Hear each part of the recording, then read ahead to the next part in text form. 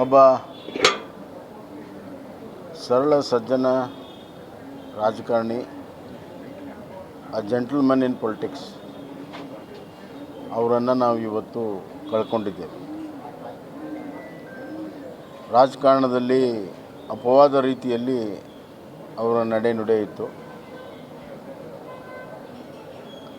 ಅವರ ತಂದೆಯವರು ಕೂಡ ಶಾಸಕರಾಗಿದ್ದರು 1985ರಲ್ಲಿ. ಆ ಕಾಲದಿಂದ ನಮ್ಮ ತಂದೆಯವ್ರ ಜೊತೆಗೆ ಒಡನಾಟ ಇರುವಂಥದ್ದು. ಇದು ಎರಡನೇ ಜನ್ರೇಷನ್ ಸಂಬಂಧ. ಭಾಳ ಕ್ರಿಯಾಶೀಲವಾಗಿ ಸಾರ್ವಜನಿಕ ಜೀವನದಲ್ಲಿದ್ದರು. ಅವರು ತಿಪಟೂರು ಕ್ಷೇತ್ರದ ಅಭಿವೃದ್ಧಿಗಾಗಿ ನಿರಂತರವಾಗಿ ಶ್ರಮ ಮಾಡಿದರು. ಅಲ್ಲಿ ನೀರಾವರಿಗೆ, ನಾನು ನೀರಾವರಿ ಸಚಿವನಿದ್ದಾಗ ಭಾಳಷ್ಟು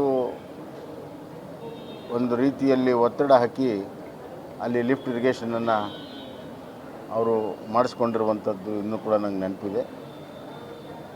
ಅಷ್ಟೇ ಅಲ್ಲ, ತಿಪಟೂರಿನ ಕೊಬ್ಬರಿ ವ್ಯಾಪಾರ, ಅದಕ್ಕೆ ಬೆಲೆ ಏರಿಕೆ ಮಾಡುವ ಸಲುವಾಗಿ ಹೋರಾಟ, ನಿರಂತರವಾಗಿ ಮಾರುಕಟ್ಟೆಯ ಜೊತೆಗೆ ಸಂಬಂಧ ಮತ್ತು ಸರ್ಕಾರದಲ್ಲಿ ಪ್ರಭಾವವನ್ನು ಬೀಳುವಂಥ ಕೆಲಸವನ್ನು ಅವರು ನಿರಂತರವಾಗಿ ಮಾಡ್ತಾಯಿದ್ರು. ನನ್ನ ಸರ್ಕಾರದಲ್ಲಿ ಅವರು ಶಿಕ್ಷಣ ಸಚಿವರಾಗಿ, ಪ್ರಾಥಮಿಕ ಶಿಕ್ಷಣ ಸಚಿವರಾಗಿ ಭಾಳ ಉತ್ತಮವಾದಂಥ ಕೆಲಸವನ್ನು ಮಾಡಿದರು. ಒಂದು ಕ್ರಾಂತಿಕಾರಿ ಬದಲಾವಣೆ ತರುವಂಥ ಕೆಲಸವನ್ನು ಕೂಡ ಅವರು, ಹೊಸ ಶಿಕ್ಷಣ ನೀತಿಯನ್ನು ಪ್ರಾಥಮಿಕ ಶಿಕ್ಷಣ ಹಂತದಲ್ಲಿ ಇಂಪ್ಲಿಮೆಂಟ್ ಮಾಡೋ ಸಲುವಾಗಿ ಭಾಳಷ್ಟು ಶ್ರಮವನ್ನು ಅವರು ವಹಿಸಿದ್ದರು. ವಿವೇಕ ಅಂತ ಯೋಜನೆಯನ್ನು ನಾವು ಮಾಡಿದಾಗ ಭಾಳ ದೊಡ್ಡ ಪ್ರಮಾಣದ ಶಾಲಾ ಕೊಠಡಿಗಳನ್ನು ನಿರ್ಮಾಣ ಮಾಡೋದಕ್ಕಾಗಿ ಒಂದೇ ವರ್ಷದಲ್ಲಿ 9,000 ಶಾಲಾ ಕೊಠಡಿಗಳ ನಿರ್ಮಾಣ ಮಾಡುವಂಥ ಯೋಜನೆಯನ್ನು ರೂಪುರೇಷೆಯನ್ನು ಮಾಡಿ ಅದನ್ನು ಅನುಷ್ಠಾನ ಮಾಡಿರುವಂಥ ಖ್ಯಾತಿ ಅವ್ರಿಗೆ ಸೇರ್ತದೆ.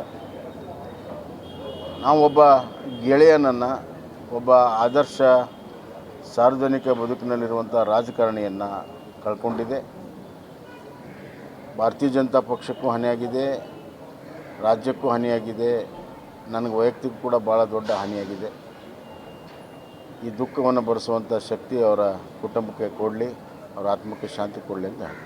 ಶಾಸಕರು, ಹಿರಿಯರು, BC ನಾಗೇಶ್ರವರು ಒಂದು ಅಕಾಲಿಕ ಮರಣ ನಮ್ಮಿಂದ ದೂರ ಆಗಿದ್ದಾರೆ.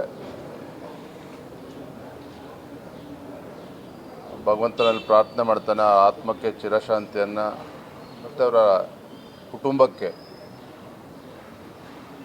ಧೈರ್ಯವನ್ನು, ಒಂದು ಶಕ್ತಿಯನ್ನು ಕೊಡ್ತಕ್ಕಂಥದ್ದು ಆಗಲಿ ಅಂಥೇಳಿ ಪ್ರಾರ್ಥನೆ ಮಾಡ್ತೇನೆ. ತಮಗೆಲ್ಲ ಗೊತ್ತಿದೆ, ನಾಗೇಶ್ರವರು, ಅವರ ತಂದೆಯವರು ಕೂಡ ಶಾಸಕರಾಗಿದ್ದಂಥವರು. ನಾಗೇಶ್ರವರು ಕೂಡ 2 ಬಾರಿ ಶಾಸಕರಾಗಿ, ಸಚಿವರಾಗಿ, ಶಿಕ್ಷಣ ಸಚಿವರಾಗಿ ಶಿಕ್ಷಣ ಕ್ಷೇತ್ರಕ್ಕೆ ಒಂದು ಅಪಾರವಾಗಿರ್ತಕ್ಕಂಥ ಕೊಡುಗೆಯನ್ನು ಕೂಡ ನೀಡಿದಂಥವರು.